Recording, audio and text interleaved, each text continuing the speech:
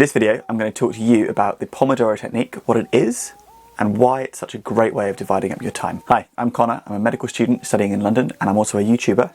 And as such, I often find that I just have a huge amount to get done every day. I've been using the Pomodoro technique in my studying, and I've really liked what I've been seeing with it. But recently, I've been stepping up my Pomodoro game, Pomodoroing, to try and block out my activities throughout the rest of the day and to try and divide up my day into more manageable chunks. I've especially been finding this useful when I'm working on my computer or when I'm trying to work through a to-do list, so I can just block out time and know exactly when I'm going to get things done.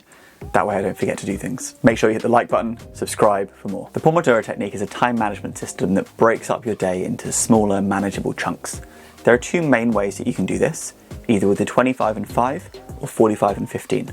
What that means is 25 minutes on with a 5-minute break, or 45 minutes on with a 15-minute break. The rest of this video is just going to be about the 25 and 5 because that's what I think is better. In every hour of time, you get 2 breaks, but they only total 10 minutes. So you feel like you have longer breaks, but you actually use up less time. So using this method, you break up your day into these manageable 25-minute chunks followed by a 5-minute break. And each one of these half-an-hour intervals is called a Pomodoro. After 4 Pomodoros, you give yourself a bit of a longer break, maybe 15-20 minutes. Fun fact for you, Pomodoro is actually Italian for tomato, so you're going to be getting through your to-do list one tomato at a time. The idea behind the productivity boost of a Pomodoro technique is that by having a time limit, you're going to distill a sense of urgency into any situation.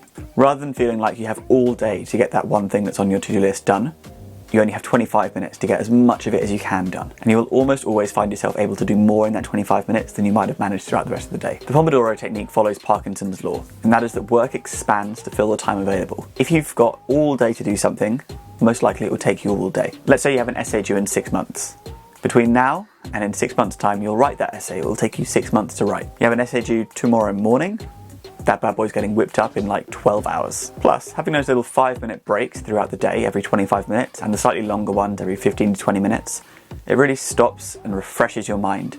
And it means that instead of just doing one laborious task throughout the day, you can stop and start different tasks. You can choose what you'd like to be doing in that 25-minute chunk, what's most productive for you. I thought it might be really useful for some people who are new to the Pomodoro technique to give you some tips and things that I've found difficult and things that I've had to overcome. One thing that I think many people will find when they start chunking up their time is that, particularly at the beginning of the day, it's very tempting to just ignore the timer and to carry on working.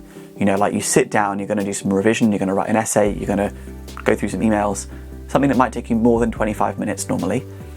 And you sit there for 25 minutes working pretty productively. The alarm goes off and you think, oh no, like I'll just finish off this chapter, I'll just finish off this paragraph that I'm writing. Now sometimes this is perfectly reasonable, sometimes this works really well. If you're halfway through a sentence as that 25-minute timer goes off, don't just stop mid-word. Finish the sentence you're writing, for example. And sometimes if you feel like you're really in a flow state, you really feel like you're in the groove of whatever you're doing, it can be appropriate to then do another 25 minutes until you do one 15-minute block. You need to make sure that you don't do this for several times in a row. You need to make sure you are giving yourself some breaks, otherwise you're not doing the Pomodoro technique and you might as well not have that timer on to distract you every 25 minutes. What I would suggest is that when that 25-minute timer goes off and you're still in the middle of a task, grab a piece of scrap paper, jot down your thoughts about what you were going to do next, and you can even have a think about those for 5 minutes while you go and grab yourself a coffee, give yourself a little toilet break. I almost always find that by doing this, by jotting down anything I'm scared I'll forget in the next 5 minutes, it actually makes me think about it for the next 5 minutes, and I really often sit down more energized, ready to get to work, and with a clearer idea of what I want to do. The opposite can also be very true. Sometimes with some tasks, 25 minutes can feel like a lifetime. Sometimes you find yourself partway through that first 25-minute block, distracted and not doing what you said you were going to be doing. This is to be expected. We are only human. Don't beat yourself up about it. If you do find yourself partway through one of these 25-minute blocks and you're being unproductive, you haven't really done what you want to be doing for the last few minutes, you've got two options. First of all, you can just catch yourself, knuckle down, and just try and get on with whatever it is you're doing for the next 10-15 minutes, finish that 25-minute timer, and then after the 5-minute break, start something else. So obviously you're not in the right headspace to be doing that task. Give yourself a little bit of time doing something else and come back to it. The second option is that you could realize that you're not in the right headspace to be doing the task you're doing in this 25-minute chunk you're in, and you just have a look at your to-do list and you go down and you think, okay, I've got 5, 10, 2 minutes left in this Pomodoro. What can I get done in that time? Right at the bottom of your to-do list might be thinking about what you're going to cook for dinner. So in the next 2 minutes, you can quickly look up a recipe, And that's what you've done. You've been productive, and you can pat yourself on the back and say, great, I didn't waste that time. Get up, go and fold your washing, make your bed, start cooking your lunch, whatever it is that just needs to be productive and needs to be working your way through your to-do list for that day. You may well find that this is happening in the fourth Pomodoro, the one that you have before your long break, which means that you haven't had a long break for a while.